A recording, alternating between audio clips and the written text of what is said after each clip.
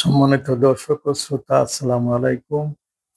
আশা করি সবাই ভালো আছেন। আমি আপনাদের দোয়ায় ভালো আছি। পবিত্র কোরআনে সূরা আল ইমরানের ১৯০ থেকে ১৯৫ নম্বর আয়াতগুলোতে একদল মানুষকে উলুল আলবাব বা বুদ্ধিমান মানুষ বলে অভিহিত করা হয়েছে। তাদেরকে জান্নাতের সুসংবাদ দেওয়া হয়েছে। তাদের সমস্ত ভুল ত্রুটি গুনাহ ক্ষমা করে দেওয়ার কথা বলা হয়েছে। তারা হলেন ওই সকল বুদ্ধিমান বা ওই সকল বিজ্ঞানী যারা আসমান জমিনের সৃষ্টিরাজি সম্পর্কে চিন্তা গবেষণা করেন এবং তাদের গবেষণায় প্রাপ্ত ফলাফলের ভিত্তিতে মহান আল্লাহর কাছে একটি দোয়া করেন, যে দোয়াটি হইল, হে আল্লাহ, তুমি আকাশে যে সকল বস্তু রাজ্যে সৃষ্টি করেছ সেগুলি অযথা সৃষ্টি করো নাই। তার সৃষ্টির মধ্যে নিশ্চয়ই একটি কারণ রয়েছে। আপনি আমাদেরকে দুজখের অগ্নি থেকে মুক্তি দান করুন এবং আমরা মহানবী হযরত মুহাম্মদ সাল্লাল্লাহু আলাইহি সাল্লাম যিনি আমাদেরকে ঈমানের জন্য আহ্বান করেছেন, তার প্রতি আমরা বিশ্বাস স্থাপন করলাম, তাকে আমরা মেনে নিলাম, আমরা আপনার আনুগত্য করি। কাজে আমাদেরকে ক্ষমা করুন, দুজখ থেকে আমাদেরকে পরিত্রাণ দিন, আমাদেরকে জান্নাতে যাওয়ার সুযোগ দিন। আল্লাহ তাআলা তাদের এই দোয়া কবুল করেছেন বলে এই আয়াতে ১৯৫ নম্বর আয়াতে সূরা আল ইমরানের এই কথাটি উল্লেখ করা হয়েছে। পবিত্র কোরআনের এই আয়াতগুলি ১৪০০ বছর পূর্বে আমরা জানতে পেরেছি। ১৪০০ বছর পূর্বে মহানবী হযরত মুহাম্মদ সাল্লাল্লাহু আলাইহি ওয়াসাল্লামের উপর এই আয়াতগুলি নাজিল হয়েছে, যেগুলিতে মহাকাশ সম্পর্কে গবেষণা করে আল্লাহ পাকের সন্তুষ্টি লাভের বিষয়ে উল্লেখ রয়েছে।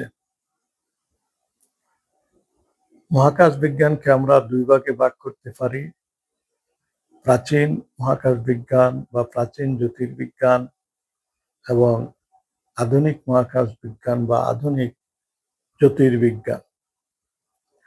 প্রাচীনকালে মানুষ আমাদের আকাশের উপর যে একটি বিশাল গম্বুজ আকৃতির বৃত্তাকার যে একটি ছাদ রয়েছে, নীল আকাশ, সেটিকে তারা বিশ্বের শেষ সীমা বলে মনে করত এবং সেই আকাশের ছাদ পৃথিবীর ভূপৃষ্ঠের যে রেখায় এসে মিলিত হয়েছে তাকে বলতো দিগন্ত। এই দিগন্তের বাইরে বা আকাশের বাইরে আর কোনো বস্তু আছে বলে মানুষের জানা ছিল না। খ্রিস্টপূর্ব ২ থেকে ৩ খ্রিস্টাব্দের দিকে দার্শনিক এরিস্টটল বলেন যে আমাদের পৃথিবীটাই বিশ্বের কেন্দ্র এবং আমাদের মাথার উপরে যে ছাদ রূপে আকাশটি আছে এর বাইরে কোনো কিছুর অস্তিত্ব নেই। এই মতবাদকে টলেমীয় মতবাদ বলা হয়। এই মতবাদ প্রায় ২,০০০ বছর বলে সত্য বলে স্বীকৃত হয়ে আসছিল। এটি হলো প্রাচীন জ্যোতির্বিদ্যা বা প্রাচীন মহাকাশ বিজ্ঞানের কথা। এছাড়া প্রাচীনকালে ধর্মীয় মহাকাশ বিজ্ঞানের চর্চা করা হতো। বিজ্ঞানী বা দার্শনিক ছাড়াও আরেক দল জ্ঞানী মানুষ ছিলেন যাদেরকে নবী রাসূল বলা হইতো। তারা বলেন যে আকাশে আমাদের মাথার উপর যে আকাশ তার বাইরেও একটি জগৎ রয়েছে যাকে তারা বলেছেন পরলোক। সেই জগৎটি অনেক বড় বিশাল জগৎ। সেখানে রয়েছে স্বর্গ এবং নরক। কাজেই প্রাচীন জ্যোতির্বিদ্যা শুধু যে দার্শনিকরাই চর্চা করতেন তাই নয়, ধর্মীয় গ্রন্থসমূহেও আমরা প্রাচীন জ্যোতির্বিদ্যার অনেক তথ্য পাই। আধুনিক জ্যোতির্বিদ্যা শুরু হয় বিজ্ঞানী গ্যালিলিও যখন টেলিস্কোপ আবিষ্কার করেন এবং সেই ১৬০০ খ্রিস্টাব্দের দিকে, এবং তিনি টেলিস্কোপ দ্বারা দেখতে পান যে আকাশে অসংখ্য অগণিত তারা এবং ছায়াপথ রয়েছে। আমাদের যে নীল আকাশ তার বাইরে অসংখ্য জ্যোতিষ্কের সন্ধান তিনি পেয়েছিলেন। তারপর বিজ্ঞানীরা বলেন যে আকাশের যে তারাগুলি আছে সেগুলি এক একটি সূর্য। ১৮৩৮ খ্রিস্টাব্দে জার্মানির জ্যোতির্বিজ্ঞানী ফ্রেডারিক বেসেল প্রমাণ করেন যে সূর্য, আকাশের তারাগুলিও সূর্যের মতো এক একটি সূর্য, এবং এই সূর্য পৃথিবী থেকে অনেক দূরে অবস্থিত। তারাগুলি অনেক দূরে অবস্থিত, এই জন্য তাদেরকে এত ছোট ছোট দেখায়। এভাবে বিজ্ঞানীরা মহাকাশে শক্তিশালী টেলিস্কোপ দ্বারা পর্যবেক্ষণ করে বহু নক্ষত্র জগৎ এবং গ্যালাক্সির সন্ধান পান। ১৯২০ সাল খ্রিস্টাব্দে পর্যন্ত বিজ্ঞানীরা মনে করতেন যে মিল্কি ওয়ে ছায়াপথে আমাদের বিশ্বের একমাত্র ছায়াপথ, কিন্তু পরবর্তীকালে বিজ্ঞানীরা এই ছায়াপথের সংখ্যা যে আরো অনেক সেগুলি তারা জানতে পারেন। ১৯২৪ খ্রিস্টাব্দে আমেরিকার জ্যোতির্বিজ্ঞানী এডউইন হাবল দেখান যে মিল্কি ওয়ে ছায়াপথের বাইরেও আরো অনেক ছায়াপথ রয়েছে।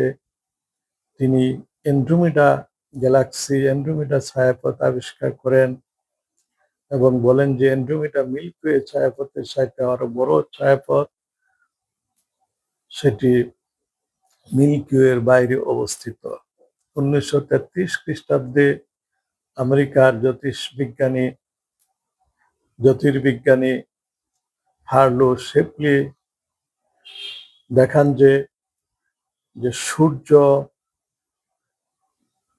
পৃথিবীর কেন্দ্র নয়, সূর্য মিল্কি ওয়ে গ্যালাক্সির একটি তারা রূপে, সেটি মিল্কি ওয়ের কেন্দ্র থেকে ৩৩,০০০ আলোকবর্ষ দূরে অবস্থিত। পরে এটি অবশ্য ২৬,০০০ আলোকবর্ষ রূপে সংশোধিত হয়েছে।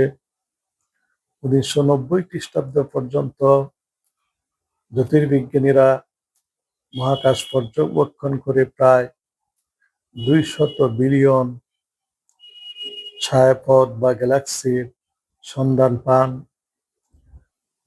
২০১৬ সালে অ্যাস্ট্রোফিজিক্যাল জার্নালে প্রকাশিত একটি গবেষণায় দেখা যায় যে মহাকাশে ২ ট্রিলিয়ন বা ২,০০০ বিলিয়ন গ্যালাক্সি রয়েছে। এই গ্যালাক্সিগুলিতে অসংখ্য অগণিত নক্ষত্র বা তারকা রয়েছে। এই তারকাগুলি বা নক্ষত্রগুলি এক একটি বিশাল অগ্নিকুণ্ড। কাজেই আমাদের পৃথিবীর চারদিকে যে বিশাল মহাকাশ, সেখানে আমরা এক অগ্নিকুণ্ডের জগতের সন্ধান পেয়েছি। প্রাচীনকালের জ্যোতির্বিজ্ঞানের সঙ্গে আমরা তুলনা করে দেখতে পাই যে এই অগ্নিকুণ্ডের কথা প্রাচীনকালে মানুষ জানত না। তবে ধর্মগুলোতে, প্রাচীনকালে যে সকল ধর্ম প্রচারিত হয়েছে সেই ধর্মগুলোতে দোজখের বা নরকের অগ্নির কথা বলা হয়েছে, এবং এই নরকের অগ্নি পৃথিবীর চারদিকে যে মহাকাশ সেখানে অবস্থিত, এবং মহাকাশের যে সর্বোচ্চ স্তর রয়েছে সেখানে স্বর্গ অবস্থিত।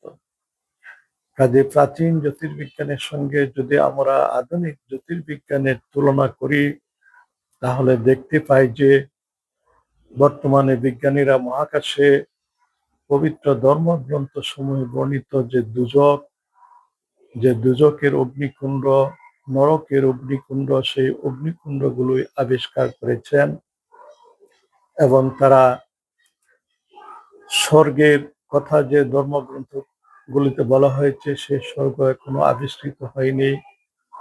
তবে নরক আবিষ্কৃত হওয়ার পর আমাদের কাছে এই বিষয়টি স্পষ্ট হয়ে গেছে যে মহাকাশের সর্বোচ্চ স্তরে স্বর্গের বা বেহেশতের অস্তিত্ব রয়েছে।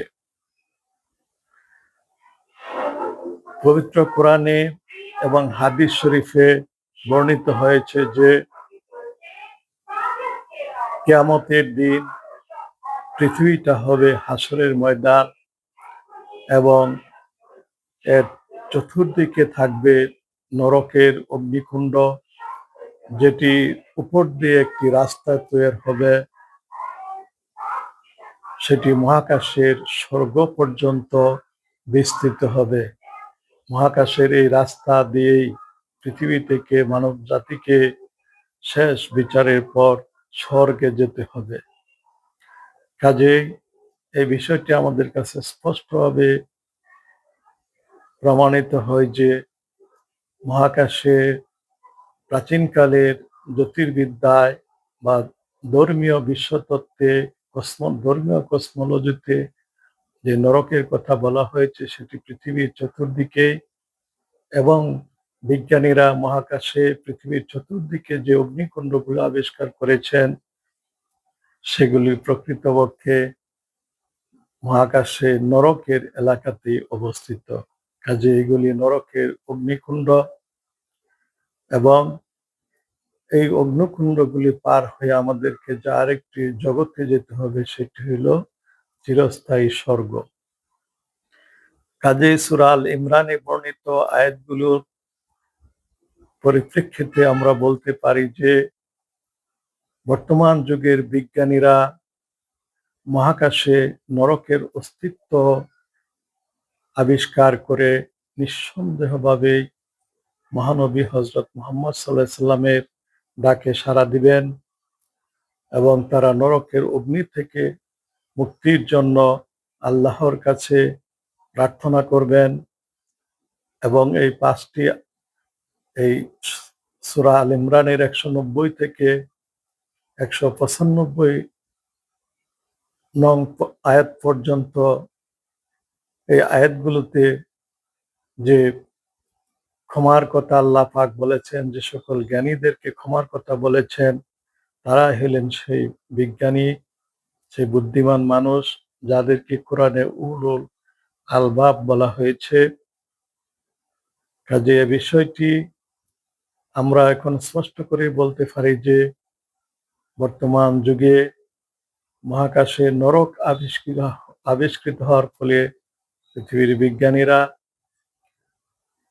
আল্লাহর নবী, আল্লাহর রসুলদেরকে মেনে নেবেন, আল্লাহর প্রেরিত কিতাবের উপর তারা তাদের জীবনকে পরিচালিত করে জান্নাতে যাওয়ার জন্য চেষ্টা করবেন। শুধু বিজ্ঞানীরাই যে নরকের অগ্নি থেকে মুক্তি লাভ করে স্বর্গে যেতে চেষ্টা করবেন তাই নয়, তাদের সঙ্গে সারা দুনিয়ার মানুষই নরকের অগ্নি থেকে পরিত্রাণ লাভ করে স্বর্গে যাওয়ার জন্য একটি সুন্দর এবং সুশৃঙ্খল জীবন যাপন করবে। ফলে পৃথিবী মানব জাতির জন্য শান্তিতে ও নিরাপদে বাসের উপযোগী একটি সুন্দর আবাস ও স্বর্গরাজ্যে পরিণত হবে ইনশাআল্লাহ। আসসালামু আলাইকুম ওয়া রাহমাতুল্লাহ।